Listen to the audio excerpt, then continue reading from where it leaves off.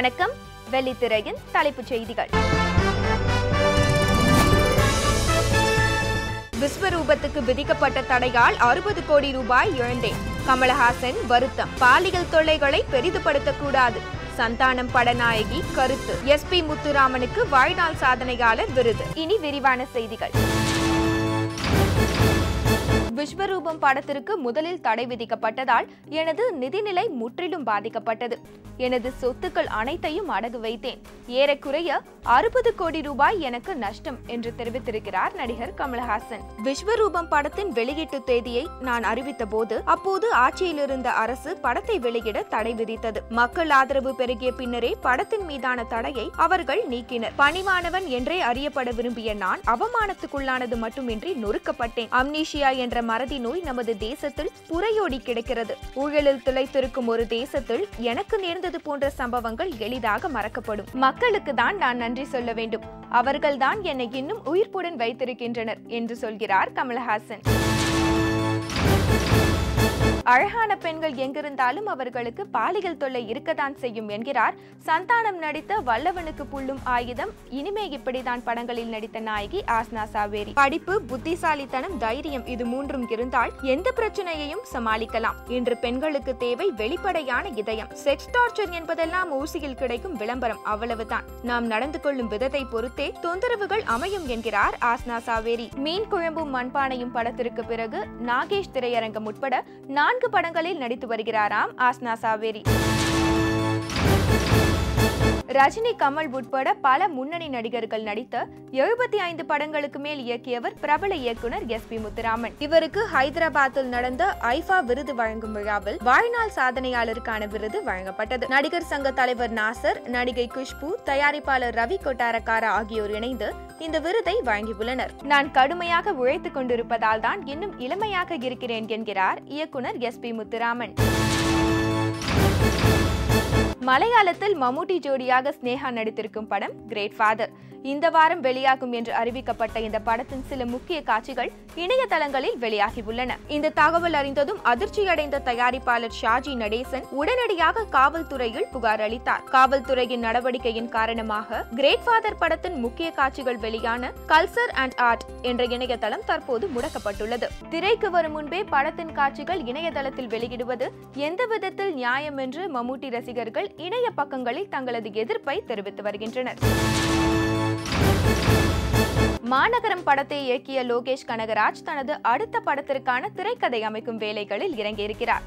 இந்த படத்தையும் potential studio நிறுவனமே தயாரிக்க இருக்கிறது. என்னுடைய அடுத்த படம் பற்றிய கதைக்களம் பற்றி தயாரிப்பாளர் பிரபுவிடம் சொல்லிவிட்டேன். அந்த படம் ஒரு ஃபேண்டசி த்ரில்லர் பாணியில் இருக்கும். இப்போது திரைக்கதை அமைக்கும் பணிகள் ஈடுபட்டு வருவதால் நடிகர்கள் யார் என்பதை இன்னும் முடிவு செய்யவில்லை என்கிறார் இயக்குனர் லோகேஷ் கனகராஜ். முதல் படமான மாநகரம் படம் விமர்சன ரீதியாகவும் வசூல் ரீதியாகவும் நல்ல பெயரை சம்பாதித்து கொடுத்திருப்பதால் அடுத்த படத்திற்கு எதிர்பார்ப்பு அதிகம் இருக்கிறது என்கிறார் இயக்குனர் லோகேஷ் கனகராஜ். சுதீப் நடித்து முடிஞ்சா இவனப்பிடி படத்திற்கு பிறகு சில படங்களில் நடித்து வந்த KS ரவிக்குமார் அடுத்து தனது புதிய படத்தை தொடங்க இருக்கிறார். மிருகம், ஈரம், அரவான் உட்பட பல படங்களில் நடித்த ஆதி KS ரவிக்குமார் இயக்கவுள்ள புதிய படத்தில் கதாநாயகனாக நடிக்க இருக்கிறார். தமிழ், தெலுங்கு இரு மொழிகளில் உருவாக உள்ள இந்த படத்தின் படப்பிடிப்பு விரைவில் துவங்க உள்ளது. ரிக்வேதா கிரியேஷன்ஸ் பட நிறுவனம் தயாரிக்க உள்ள இந்த படத்தில் நடிக்கும் மற்ற நடிகர் நடிகைகளின் தேர்வு தற்போது நடைபெற்று வருகிறது. மோகன்லால் நடிக்க மீண்டும் ராணுவ பின்னணியில் உருவாகியுள்ள படம் 1971. மேஜர் ரவி இயக்கியுள்ள இந்த படத்தில் ராணுவ பீரங்கி வண்டி ஒன்றை ஓட்டியிருக்கிறார் மோகன்லால். இதற்கு முன் விமானம் உட்பட பலவிதமான வாகனங்களை ஓட்டுவது போன்ற காட்சிகளில் நடித்துள்ளேன். ஆனால் முதன் முறையாக இந்த படத்திற்காக பீரங்கி வண்டியை நானே ஓட்டியுள்ளேன். எது ஒன்றையும் நீங்கள் முதல் முறையாக செய்யும் போது ஒரு த்ரில் ஏற்படும். ராணுவ பீரங்கி வண்டியை ஓட்டும் போது அதை நான் அனுபவித்தேன் என்கிறார் மோகன்லால். இந்த படம் வருகிற 7ஆம் தேதி வெளியாக உள்ளது.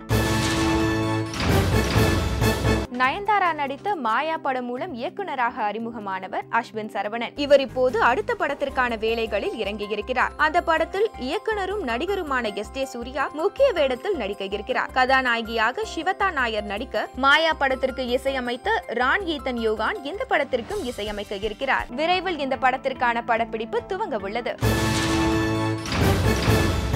மணிரத்னம் இயக்கத்தில் 20 வருடங்களுக்கு முன்னர் வெளியான படம் இருவர். மோகன்லால், பிரகாஷ்ராஜ், நாசர், ஐஸ்வர்யா ராய், தபு, கௌதமி உள்ளிட்ட பலரும் நடித்து அரசியல் பின்னணியில் உருவாக்கிய இப்படம் ரசிகர்களிடையே நல்ல வரவேற்பை பெற்றது. இந்நிலையில் மோகன்லால், பிரகாஷ்ராஜ் இணைந்து மலையாளத்தில் புதிய படம் ஒன்றில் நடிக்க ஒப்பந்தமாகி உள்ளனர். ஒடியன் என்று பெயரிடப்பட்டுள்ள இப்படத்தை ஸ்ரீகுமார் இயக்குகிறார். இப்படத்தில் மோகன்லாலுக்கு வில்லனாக பிரகாஷ்ராஜ் நடிக்க உள்ளார். மஞ்சு வாரியர் முக்கிய கதாபாத்திரத்தில் நடிக்க உள்ள இந்த படத்திற்கு எம் ஜெயச்சந்திரன் இசையமைக்கிறார். அடுத்து வருவது இயக்குனரும் நடிகருமான சித்ரா லட்சுமணன் அவர்கள் வழங்கும் அந்த நாள் ஞாபகம்.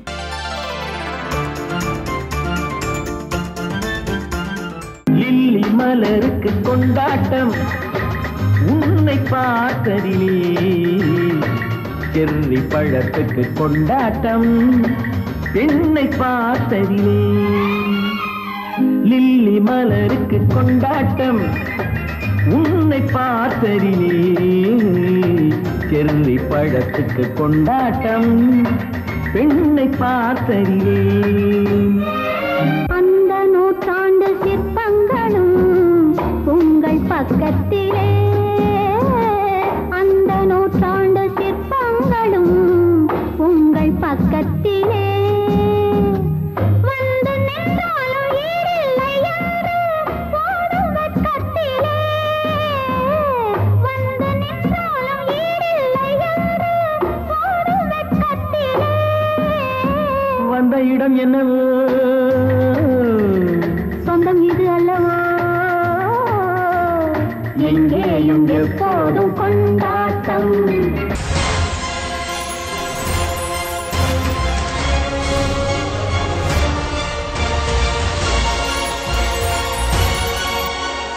ஜெனோவா திரைப்படத்துடைய படப்பிடிப்பு ஏறக்குறைய முடிவடைந்த நிலையிலே ஒரு நாள் நெப்டியூன் ஸ்டுடியோவுக்கு சென்ற எம்ஜிஆர் அங்கே ஜெனோவா திரைப்படத்துடைய டப்பிங் வேலை நடைபெறுவதை கேள்விப்பட்டு அந்த தியேட்டருக்கு சென்றார். உள்ளே சென்று பார்த்தபோது அவருடைய பாத்திரத்திற்கான வசனங்களை வேறொரு மலையாள நடிகர் டப் செய்து கொண்டிருப்பதை பார்த்தவுடன் ஆத்திரம் உச்சந்தலைக்கு ஏற எங்கே மேத்யூஸ் என்ற அந்த படத்துடைய தயாரிப்பாளர் ஒருவரான மேத்யூஸை சத்தம் போட்டு அழித்தார். அதைத் தொடர்ந்து சிரித்தபடியே அங்கே வந்த மேத்யூஸ் எம்ஜிஆர் பாத்திரத்திற்காக பேசி கொண்டிருந்த கலைஞரை எம்ஜிஆருக்கு அறிமுகம் செய்து வைத்தார். படத்தில் ரொம்ப உணர்ச்சிபூர்வமாக நடிச்சிருக்கீங்க, இன்னும் சரியாக சொல்லணுன்னா உங்களவுக்கு என்னால் டப்பிங் பேச முடியல, அதனால் நீங்களே பேசினா நல்லா இருக்குன்னு உங்கள்கிட்ட பல முறை சொல்லி பார்த்தேன், ஆனால் கேட்க மாட்டாங்கிறாங்க என்று எம்ஜிஆரிடம் சொன்னார். அவருடைய பாராட்டை ஏற்றுக்கொள்கின்ற மனநிலையிலே எம்ஜிஆர் இல்லை என்ற போதிலும் அவருக்கு நன்றி தெரிவித்துவிட்டு மேத்யூஸை தனியாக அழைத்து சென்றார் எம்ஜிஆர்.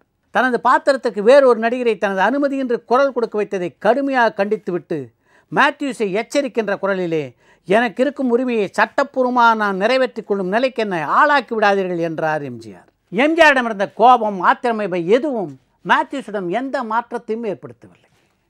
எதுக்கு இவ்வளோ ஆத்திரப்படுறீங்க, எல்லாம் உங்கள் நன்மைக்காக தான் நான் செஞ்சேன், நீங்கள் பேசின மலையாளம் மாதிரியே இல்லை, தமிழ் மாதிரியே இருந்தது, அதனால தான் வேறொரு கலைஞரை வைத்து உங்களுக்காக பேச வைத்தேன் என்றார் அவர்.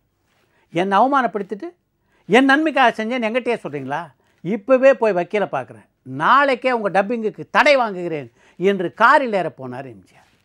உடனே அவரை பின்தொடர்ந்து போன மேத்யூஸ், தயவு செய்து வக்கீல்கிட்ட போகாதீங்க, அப்படி வா வழிக்கு என்று நினைத்தபடி எம்ஜிஆர் காரை விட்டு இறங்கினார். நீங்கள் போய் வக்கீலை பார்த்த உடனே நான் செஞ்சது தான் சரின்னு அவர் சொல்லிட்டாருன்னா அப்புறம் உங்கள் மனசு வேதனைப்படும் பாருங்கள், அதனால தான் நீங்கள் வக்கீலை பார்க்க வேண்டாம்னு சொன்னேன் என்று மேத்யூஸ் சொன்னவுடன் எம்ஜிஆருடைய ஆத்திரம் அவர் தலைக்கு ஏறியது. நான் விரும்பினால் உங்கள் ஒப்பந்த விதிப்படி மலையாளத்தில் மட்டும் இல்லாமல் தமிழில் உங்கள் குரலுக்கு பதிலாக வேறு ஆளின் குரலை பதிவு செய்வேன் என்று சொல்லி எரிகிற தீயில் இன்னும் கொஞ்சம் எண்ணெயை ஊற்றினார் மேத்யூஸ். எந்த தைரியத்தில் மேத்யூஸ் அப்படி பேசுகிறார் என்று எம்ஜிஆர் யோசித்து கொண்டிருந்த போது, கொஞ்சம் அவசரப்படாமல் நான் சொல்வதை கேளுங்கள் என்று சொன்ன மேத்யூஸ், உங்கள் ஒப்பந்தம் என்ன சொல்லுது, தமிழ் மலையாளம் ஆகிய 2 மொழிகள் தவிர வேறு எந்த மொழிகளில் இந்த படத்தை டப் செய்ய வேண்டுமானாலும் எழுத்துப்பூர்வமாக உங்கள் அனுமதி தேவை. அப்படின்னா என்ன அர்த்தம், தமிழ் மலையாளம் ஆகிய 2 மொழிகளில் இந்த படத்தை டப் செய்வதற்கு உங்கள் அனுமதி தேவையில்லை, புரிகிறதா என்று அவரை பார்த்து கேட்டார். அவர் இப்படி கேட்டவுடனே எம்ஜிஆருக்கு என்ன செய்கிறதுனே புரியல. மலையாளமாவது பரவாயில்ல, தமிழையும் தன் குரல் இவர் மாற்றிவிட்டார் என்றால் தன் நிலைமை என்ன ஆவது என்ற அச்சம் எம்ஜிஆரை சூழ்ந்து கொண்டது. ஆகவே அந்த படத்தினுடைய தயாரிப்பாளருடன் சமாதானமாக போனது மட்டுமின்றி அந்த படத்தினுடைய வெளியீட்டுக்கு ஜானகியிடமிருந்து கடன் வாங்கி பொருளுதவியும் செய்தார் எம்ஜிஆர். ஆனாலும் உச்சக்கட்ட காட்சிகள் சரியாக எடுக்கப்படாததால் ஜெனோவா மலையாள திரைப்படம் மிகப்பெரிய வெற்றியை அடையவில்லை. அதனாலே அந்த படத்தினுடைய தமிழ் பதிப்பு வெளியீட்டுக்கு முன்னாலே மிகுந்த கவனம் எடுத்துக்கொண்டார் எம்ஜிஆர். அந்த படத்தினுடைய உச்சக்கட்ட காட்சிகள் மிகவும் முறையாக படமாக்கப்பட்டன. அதைத் தொடர்ந்து ஜெனோவா தமிழ் படம் மிகப்பெரிய வெற்றியை கண்டது. கண்ணுக்குள் மின்னல் காட்டும் தெய்வ காதல் ஜோதியே, கண்ணுக்குள் மின்னல் காட்டும் தெய்வ காதல் ஜோதியே,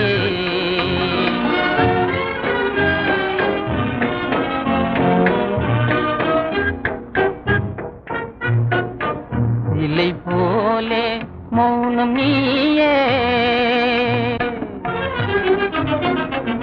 இலை போலே மௌனம் நீயே, செய்வதேனோ மானே. ஜெனோவா மலையாள பதிப்பிற்கும் தமிழ் பதிப்பிற்கும் இடையே எம்ஜிஆரும் டி.ஆர். ராஜகுமாரியும் ஜோடியாக நடித்த பணக்காரி திரைப்படம் வெளிவந்தது. டி.ஆர். ராஜகுமாரியும் எம்ஜிஆரும் ஜோடியாக நடித்த முதல் திரைப்படம் அதுதான். அந்த படத்தில் நடிக்கும்போது எம்ஜிஆரோடு டி.ஆர். ராஜகுமாரி அவர்களுக்கு ஏற்பட்ட பழக்கம்தான் அவரது தம்பியான டி.ஆர். ராமண்ணா அவருடைய இயக்கத்திலே பின்னாளில் எம்ஜிஆர் பல திரைப்படங்களில் நடிப்பதற்கு காரணமாக அமைந்தது. இதற்கிடையிலே லாய்ட்ஸ் ரோட்டிலே தான் தங்கியிருந்த வீட்டுக்கு எதிரே அமைந்திருந்த ஒரு சாலையிலே ஒரு வீட்டை பார்த்து அங்கே ஜானகியை குடிவைத்தார் எம்ஜிஆர். அங்கே அவரை குடிவைத்த சமயம் அவர் தங்கியிருந்த வீட்டை சொந்தமாக்கி கொள்ளக்கூடிய ஒரு வாய்ப்பு எம்ஜிஆருக்கு வந்தது. அந்த வாய்ப்பினை எம்ஜிஆருக்கு வழங்கியவர் பிரபல வழக்கறிஞரும் அவருடைய வீட்டின் சொந்தக்காரருமான ராமன் அவர்கள். 100 ரூபாய் கூட நிரந்தரமான வருமானம் இல்லாத நிலையிலே அந்த வீட்டை எம்ஜிஆர் அவர்களால் எப்படி சொந்தமாக்கி கொள்ள முடிந்தது என்பதை நாளை வெளித்திரையிலே பார்ப்போம். அடுத்து வருவது ஒரு வரி செய்திகள்.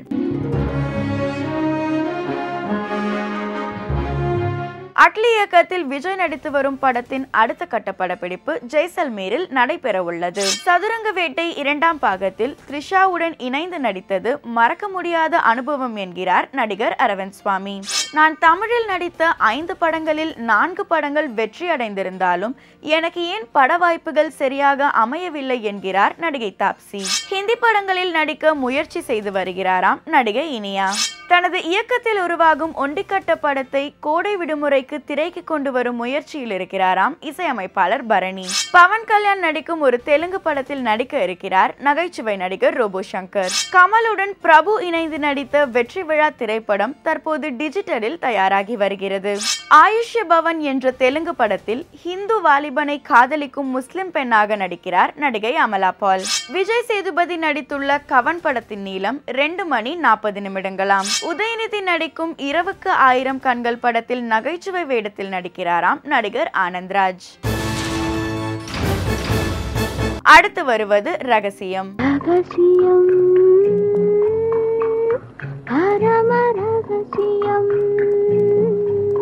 வேலையை விட்டு நிறுத்தின கோபத்துல என்னை பத்தி இல்லாததையும் பொல்லாததையும் பரப்பிட்டு வராரு என்னோட மேனேஜர்னு வருத்தப்படுறாங்களாம் அந்த சின்ன பூ நடிகை. பல காட்சிகளை என்னோட அனுமதி இல்லாம நீக்கிட்டாங்கன்னு தயாரிப்பாளர்களை பார்த்து என்கிட்ட மோதாதுன்னு சவால் விட்டுருக்க அந்த இயக்குனர் அடுத்து அவரோட சங்கத்துல புகார் சொல்ல இருக்காராம். தன்னை தேடி வந்த தயாரிப்பாளர் கிட்ட 2 கோடியை சம்பளமா கேட்டு அவரை அதிர வச்சிருக்காராம் அந்த அட்டகத்தி நடிகர். உயரமான இஷ் நடிகைக்கு மாப்பிள்ளை பார்த்துட்டு வந்த அப்பா அம்மா இப்போ கல்யாணத்தை பத்தி பேச்சே எடுக்கிறது இல்லையா. அடுத்து வருவது மறக்க முடியுமா.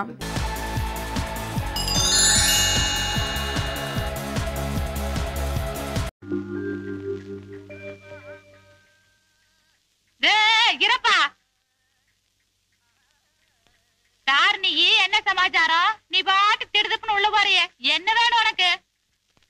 You see, my name is Chakku. வெடியால் நான் முழிச்ச முழிய சரியில்லை போல் இருக்குது. அப்பனே நமக்கு இந்த பாசி எல்லாம் வராது. இரு ஐயனை கூப்பிடுறேன். தேனுங்க கொஞ்சம் இப்படி வாங்க. யார் புள்ள பையன்? அதுதானுங்க எனக்கும் புரியல. பையன் என்னமோ இங்கிலீஷ்ல தசா புசாங்கிறா. அதுக்கு தான் உங்களை கூப்பிட்டேன். நீங்க தான் அந்த காலத்துல இங்கிலீஷ் பேசுவீங்களே, என்னன்னு கேளுங்க. Yes. அப்படித்தான் ஐயன் கேக்குறாருல, சொல்லு தம்பி. I'm Chakravarti. Okay, very good. இந்த இங்கிலீஷ் பார்த்துதானே அந்த காலத்திலே மங்கனம். மேல கேளுங்க. What is your name? பையனுக்கு ஒன்றும் புரியல போல் இருக்குது. இந்த வாருங்க, பையனுக்கு புரியுற மாதிரி நிதானமா கேளுங்க. What is your name? I just now told you, you're not able to follow me. I came here to see my sister and my brother-in-law. ஏனுங்க பையன் நீளமா பேசுனாங்காட்டி புரியலையாக்கு? சிச்சி, சின்ன பையன் தப்பா இங்கிலீஷ் பேசுறான். இத நான் நம்பணுமாக்கு? ஏனுங்க தம்பி, ஆட்டோவுக்கு சில்லறை முறிச்சு கொடுக்கறதுக்குள்ள ஓடி வந்துட்டீங்களே. ஏனுங்க இது ஆறுது? நம்ம பாக்கியலட்சுமி தம்பி தானுங்க. ஊர்ல படிச்சுட்டு இருந்தாரு, இன்னைக்கு தான் வந்தாரு. வந்தது வராதமா அக்காளை பார்க்கணும் மச்சானை பார்க்கணும்னு ஒரே ரகலைங்க. இருக்காதா பின்ன? கல்யாணத்துக்கு கூட வரலையே. சம்பந்தி மாப்பிள்ளைக்கு வாழைத்தாறு கொடுத்து அனுப்பிச்சிருக்காருங்க. உள்ளவை நல்ல முழு முழு முழு முழுன்னு தலகாணிக்கு உரதச்சு போட்டாப்புல இருக்கிற.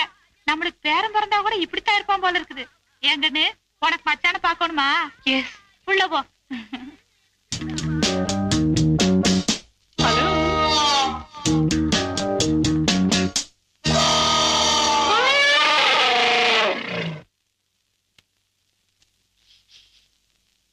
பாக்யலட்சுமி தம்பியா? எப்படி தெரியும்? சைஸ் இருக்குல்ல. What is your name? உன் பேர் என்னன்னு கேட்டேன். What is your name? You see, people call me Chakravarti. My dad and my sister call me Chakku. You know how my girlfriends call me? Bubbly Mars, Klaxo, so on. எப்படா வந்த? I'm angry with you. You never call me for your marriage. No, Chucky. You got your examination, no? That's why I didn't disturb you. What exam? When was the exam? When was the marriage? Okay, I'm sorry. Take it easy. All right. It's okay. These are the presents. This is for you. This is for Macha. Come on, take it. Thank you. ஏதாவது சாப்பிடுறியாடா? வேண்டாம் வேண்டாம், அப்பா வரும்போதே சொல்லி அனுப்பிச்சாரு. Excuse me, Macha. I'll wait outside. எங்க இன்னொரு இட்லி வைக்கவா? அவன் எங்க படிச்சா? கொடைக்கானல் அமெரிக்கன் ஸ்கூல்ல. நீங்க எங்க படிச்சாப்ல? நானும் அங்கதான். எத்தனாவது? 10th ஸ்டாண்டர்டா? இல்ல எம்காம். எம்காமா? ஏண்டி உனக்கு ஏதாவது அறிவு இருக்கா? கல்யாண பத்திரிக்கையில மணமகள் பாக்கியலட்சுமின்னு மொட்டையை அடிச்சிருந்தீங்க. நீ பர்சனாலிட்டி தான் இல்ல. அட்லீஸ்ட் மணமகள் பாக்கியலட்சுமி எம்காம்னு போட்டிருந்தா எனக்கு ஒரு கௌரவமா இருந்திருக்கும்ல. உனக்கு தான் அறிவு இல்ல. உங்க ஒப்பனுக்கு எங்க போச்சு? நீங்க பிகாம், நான் எம்காம். அப்படியே பத்திரிகையில போட்டாங்கன்னா பொண்ணை விட மாப்பிள்ள கம்மியா படிச்சிருக்காருன்னு 4 பேர் உங்களை கிண்டல் செய்வாங்க. அதனாலதான் வேண்டான்ட்டேன். Thank you.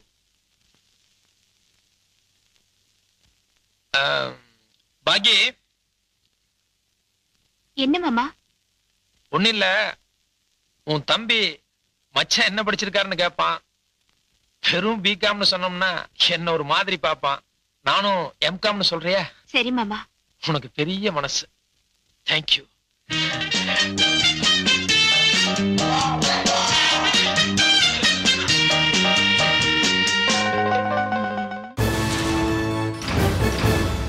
அடுத்து வருவது பயோடேட்டா.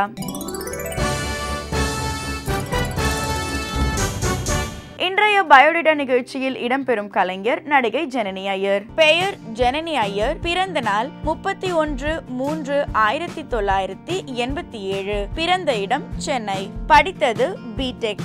உயரம் 5.6, எடை 55 கிலோ. அறிமுகம் திரு துரு. இயக்குனர் நந்தினி. நடித்த படங்கள் தமிழ் 7, மலையாளம் 5. இந்த படத்தை பொறுத்தவரை ராஜ்கிரண் சார் உள்ள வந்ததும் அவருடைய சிரிப்பு, அவருடைய அரவணைப்பு, அவருடைய அன்பு, இதுதான் இந்த படத்திற்கு என்னெல்லாம் வேண்டுமோ அதை தேடி கொடுத்தது. இந்த படம் இன்னைக்கு ஒரு பாசிட்டிவ் வைப்ரேஷன்ல இருக்குன்னா அதுக்கு முழுக்க காரணம் ராஜ்கிரண் சார் தான். நம்ம மண்ணுக்குன்னு ஒரு சில சத்தங்கள் உண்டு. அந்த சத்தங்கள் கம்மியாகக்கூடாது, நம்ம பாடல்களில் நிறையா இருக்கணும் அப்படிங்கிறதுல நானும் ஷானும் ரொம்ப நான் இருந்த அதே மைண்ட் செட்டில் ஷானும் இருந்தார். இந்த படம் பவர் பாண்டி எனக்கு ஒரு முக்கியமான படம். 27 வருடங்களுக்கு முன்பு இயக்குனர் கஸ்தூரி ராஜா அவர்கள் என் ராசாவின் மனசிலே படத்தின் மூலம் என்னை கதாநாயகனாக அறிமுகப்படுத்தினார். அவரது மகன் தனுஷ், எனது மருமகன், பவர் பாண்டி படத்தின் மூலம் என்னை மீண்டும் கதாநாயகன் ஆக்கியிருக்கிறார். அதனால் இந்த படம் என்னை பொறுத்தவரையில் முக்கியத்துவம் பெறுகிறது. என் வாழ்க்கையில் எனக்கும் எங்கள் அப்பாவுக்கும் என்னெல்லாம் நடந்திருக்கோ அது எப்படி தனுஷுக்கு தெரியும்னு தெரியல. அதையெல்லாம் சீனாக வச்சுருந்தாரு.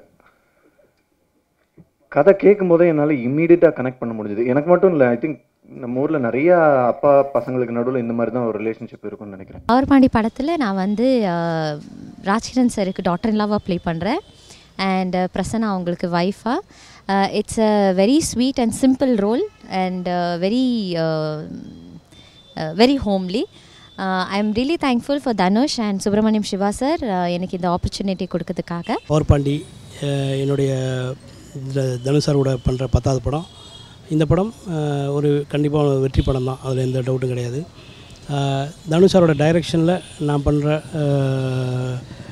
இது சிறப்பான விஷயம். எனக்கு கிடைத்த வாய்ப்பாக நான் நினைக்கிறேன். சேதுபதி படத்தில் பண்ணியிருக்கேன், ரெக்க படத்தில் பண்ணியிருக்கேன், இப்போ தனுஷக்கு இயக்கி முடித்த பவர்பாண்டி படத்தில் பண்ணி முடிச்சிருக்கேன். எல்லோரும் போய் தேட்டரில் பாருங்கள், எங்களுக்கு சப்போர்ட் பண்ணுங்கள். யூஸ்வலாக ஒரு பேண்ட் ஷர்ட் போட்டோன்னா, கொஞ்சம் கலராக இருந்தோன்னா, இங்கிலீஷில் கொஞ்சம் பேசினோன்னா உங்களுக்கு ஒரு வில்லேஜ் கேரக்டர்னு ஒரு யோசிக்க கூட மாட்டாங்க.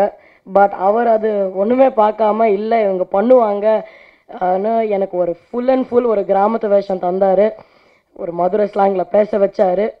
ஸோ எனக்கு வந்து என்னோடய கரியரில் this is the first time. ஏன்னா யூஸ்வலாக சிட்டி கேரக்டரே பண்ணிவிட்டு இது எனக்கு ரொம்ப ஒரு வித்தியாசமான ஒரு ஒளியில் என்னை காமிக்கணும்னு நான் நினைக்கிறேன். இந்த ரோல் வந்து சஜஷன் பண்ணது வந்து தனுஷ் சார் வந்து வேல்ராஜ் சார்கிட்ட கேட்டிருக்காங்க, இந்த ரோல் வந்து சென்ட்ராய் பண்ணால் கரெக்டாக இருக்குன்னு. கேட்டவுடனே என்கிட்ட உடனே ஃபோன் போட்டு டேய் வாடா உடனே கிளம்பி நல்ல ரோல் ஒன்று இருக்குன்னு சொன்னார். அவங்க பெரிய ரொம்ப நன்றி. இந்த படத்துடைய ஹீரோ ராஜ்கிரண் சார் சொல்லவே வேணாம், எல்லாருக்கும் தெரியும், பின்னிடுவார் பிச்சிருவார். இந்த படத்தில் பயங்கரம் பண்ணியிருக்காங்க. நான் 2 படம் தான் பண்ணியிருக்கேன், ஒன்று அம்மா கணக்கு, அடுத்தது இது. ஸோ 2மே வண்டர் பார் ஃபிலிம்ஸ். அதுக்கு காரணம் என்னை பொறுத்த வரைக்கும் ஒரு அழகான கதை, ஒரு அழகான கேரக்டர். படம் ஃபுல்லாக இருக்கணும்னு அவசியம் கிடையாது. ஏன்னா இப்போ எனக்கு தெரியும் என்னோட இந்த ஏஜில் படம் ஃபுல்லாக நான் பண்ண மாதிரி கிடைக்காது. பட் அந்த கிடைக்கிற அந்த லிமிட்டட் 3-4 சீன்ஸ் எனக்கு சந்தோஷமாக இருக்கணும், எனக்கு ஒரு யூனோ நான் நடித்தேன் என்கிற ஒரு சாட்டிஸ்ஃபேக்ஷன் கொடுக்கணும். அது இந்த 2 படங்கள் தான் எனக்கு தமிழில் கொடுத்துருக்கு. இத்துடன் ராஜ் டிவியின் வெள்ளித்திரை நிகழ்ச்சி நிறைவு பெறுகிறது. திங்கள் முதல் சனிக்கிழமை வரை தினமும் மாலை 5:30 மணிக்கு வெள்ளித்திரை நிகழ்ச்சியை காணலாம். நன்றி, வணக்கம்.